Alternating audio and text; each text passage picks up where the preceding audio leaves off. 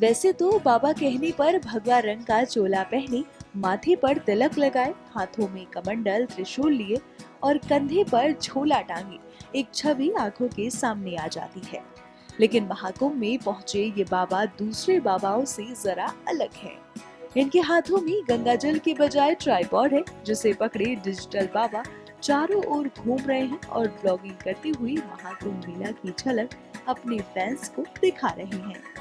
इनके एक हाथ में ट्राइपॉड तो दूसरे में कॉर्डलेस माइक देखा जा सकता है। यही नहीं, भाग भाग कर वो आसपास खड़े लोगों को इकट्ठा करते भी दिखे। वो सनातन संस्कृति को लेकर युवा पीढ़ी से उनकी राय लेते नजर आए। इसके बाद उन्होंने खुद हमसे बात की और अपनी इस अंदाज और लक्ष्य के बारे में जानकारी दी। हमारा नाम है स्वामी राम शंकर डिजिटल बाबा। मूलतः हम गोरखपुर के रहने वाले हैं और 2008 में घर परिवार से दूर होकर के गुरुकुल में जा कर के खूब अच्छे से उपनिषद, भगवद गीता, रामायण का 7 वर्षों तक अध्ययन किए, संगीत का अध्ययन किए। 2017 से हिमाचल प्रदेश का एक ज़िला है कांगड़ा, जहाँ पर एक बहुत खूबसूरत सा स्थान है बैजनाथ धाम, वहाँ पर रह कर के अपनी साधना करते हैं। वहाँ हमारी कुटिया है।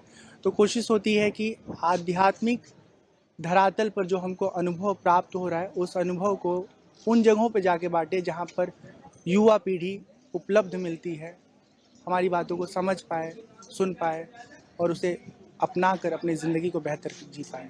बड़ा अहम सवाल है।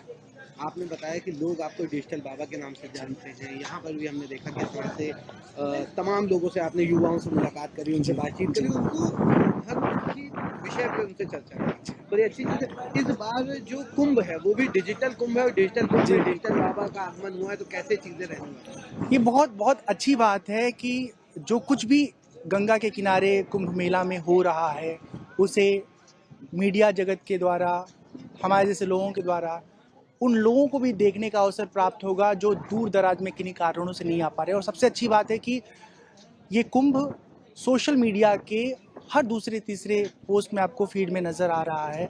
कहीं कहीं कुछ अच्छी बातें लोगों को सुनने को मिल रही है, जानने को मिल रही है। युवा पीढ़ी आज सोशल मीडिया में ऐसे एडिक्ट है कि माता पिता चाह के भी उसे निकाल नहीं पा रहे हैं। कभी कुछ अच्छी बातें वो सुनते हैं, देखते हैं, कभी कुछ बुरी बातों में भी फंस जाते हैं। ऐसे में उनके पास एक बेहतर विषय होगा जहाँ पर वो देख पाएंगे, जान पाएंगे और अपने जीवन को आध्यात्म से जोड़ पाएंगे। हम कहते हैं कि बाहर की चीज़ें आपको पसंद आती हैं तो बहिर्मुखी ज़िंदगी जिएं, लेकिन साथ ही साथ इंट्रोवर्ट भी अपने आप को बना के रखें, क्योंकि जब बाहर और अंदर में संतुलन रहेगा तभी हम खुश रह पाएंगे। अन्यथा ज़िंदगी में सुकून तलाशते रहेंगे, न पैसे से मिलेगा, न नौकरी से मिलेगा, न एक जगह से दूसरी जगह भागकर जाने से मिलेगा। सुकून भीतर है और जब भीतर से स्वयं को, अपने आप को जुड़ा हुआ अनुभव करेंगे तभी उसका अनुभव कर पाएंगे। महाकुंभ में तमाम तरह के साधु सन्यासी बाबा पहुँचे हैं। सबकी अपनी अलग कोई ना कोई विशेषता है। आपने डिजिटलाइजेशन को चुना, क्या वजह है इसके पीछे और कैसे, क्या लगता है, क्या जो आप काम कर रहे हैं डिजिटली लोगों को अवेयर करने का, धर्म के बारे में, सनातन के बारे में, कितना ज़्यादा इफेक्टिव ये काम करेगा? मुझे लगता है कि एक पंडाल में अगर हम जाके बैठ जाएं तो वहाँ पर कुछ गिने चुने अलग अलग आयु वर्ग के लोग हमसे मिलने आ सकते हैं, कौतूहलवश या नाम सुन करके। लेकिन जब हम लोगों के बीच में जाएंगे तो वहाँ बहुत सारे ऐसे लोग मिलेंगे जो हम तक कभी नहीं पहुँच पाते और हम उनसे मिल करके, उनसे रूबरू होके उन तक पहुँच पाते हैं, अपने विषय को उनके सामने रख पाते हैं। और साथ ही साथ एक तरह का ये शोधपरक जीवन है, शोधपरक का कार्य है कि हमारी जो पीढ़ी है वो कितना समझ रखती है धर्म के बारे में, आध्यात्म के बारे में, वो जीवन में भक्ति को कितना महत्व देती है। हम मिलते हैं, बात करते हैं तो मुझे बहुत अच्छा लगता है कि आज की पीढ़ी, आज का युवा वर्ग जितना वो दुनिया के चकाचौंध की ओर आकर्षित है, उतना ही वो धर्म को, आध्यात्म को भी समझने में दिलचस्पी ले रहा है। इससे उसका आने वाला कल बहुत अच्छा होगा।